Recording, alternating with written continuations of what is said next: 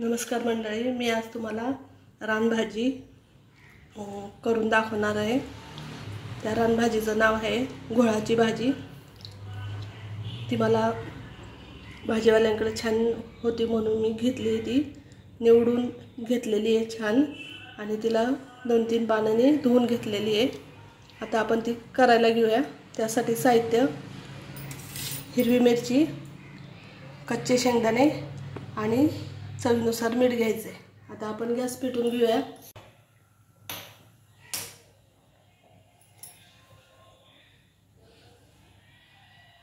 थोडंसं तेल टाकायचं आहे।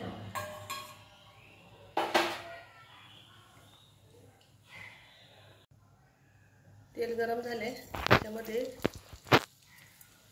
हिरवी मिरची टाकली,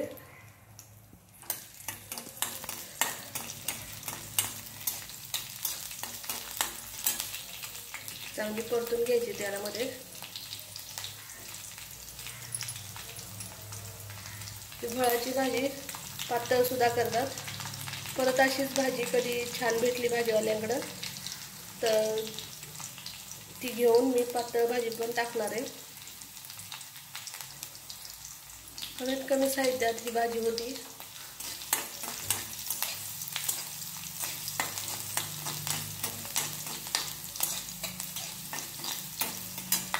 मिरची आपली छान परतली गेली आहे।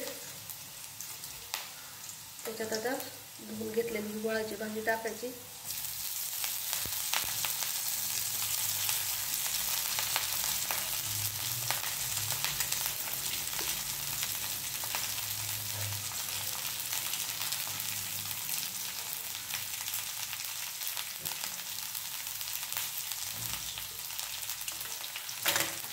छान परतून घ्यायची।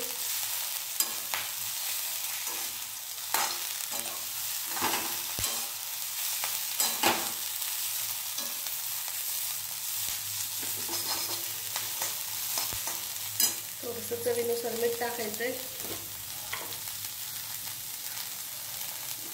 भाजी आपली शिजून थोडीच होणार आहे, त्याच्या अंदाजाने आपल्याला थोडंसं मीठ टाकायचं आहे, नाहीतर ती खारट होण्याची शक्यता असते। पुन्हा एकदा छान मिक्स करून घ्यायचं मीठ।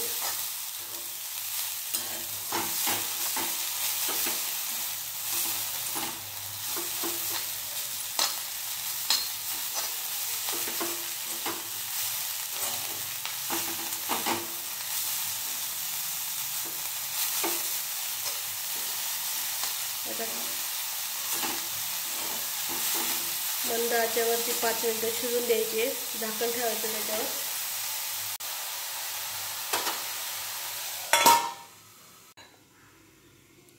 आपली भाजी शिजते तोपर्यंत शेंगदाण्याचा कूट करून घेऊया। खलबत्त्यामध्ये मी कूट करून घेते। आपडधोबड करायचं आपल्याला। मिक्सरमध्ये कूट केल्याने एवढी चव नाही लागत, खलबत्त्यात कुटल्याने छान चवदार भाजी होते। तुम्ही ट्राय करून बघा। खलबत्त्यात कुटलेला कूट आणि मिक्सरमध्ये केलेला कूट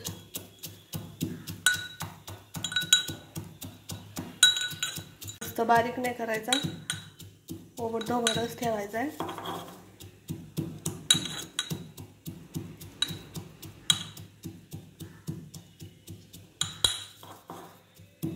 हा आपला कूट करून झालेला आहे।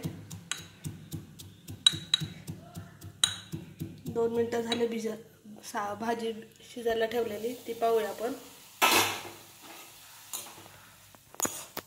खाली वर करून घेऊया। भाजीला पाणी टाकावं लागत नाही, भाजीलाच पाणी सुटतं मीठ टाकल्यावर, झाकून ठेवल्यावर। पाहू शकता तुम्ही आपली भाजी कमी झाली आहे, म्हणजे ती शिजत आली आहे।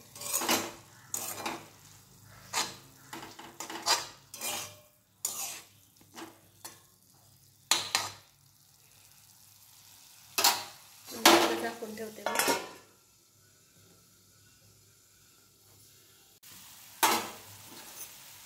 आपली भाजी शिजली आहे।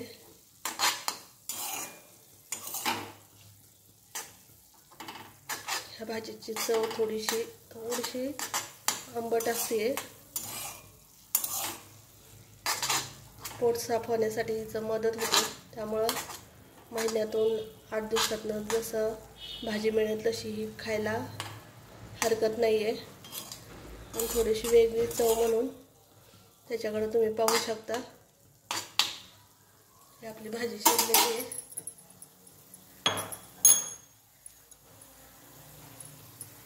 शेंगदाण्याचा कूट टाकते. पुन्हा एकदा छान परतून घ्यायची भाजी.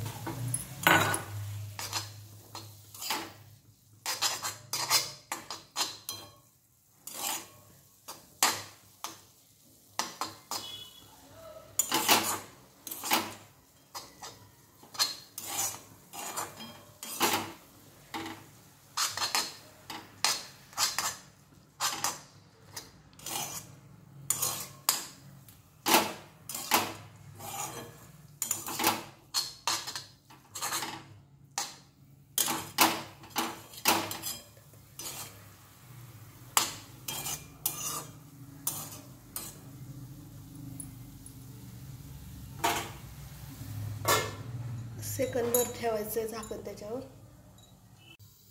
ही आपली छानशी भाजी तयार झालेली आहे. ती आता काढून घेऊया. खाण्यासाठी तयार आहे. अशा प्रकारे तुम्ही भाजी तयार करून बघा, तुम्हाला आवडेलच.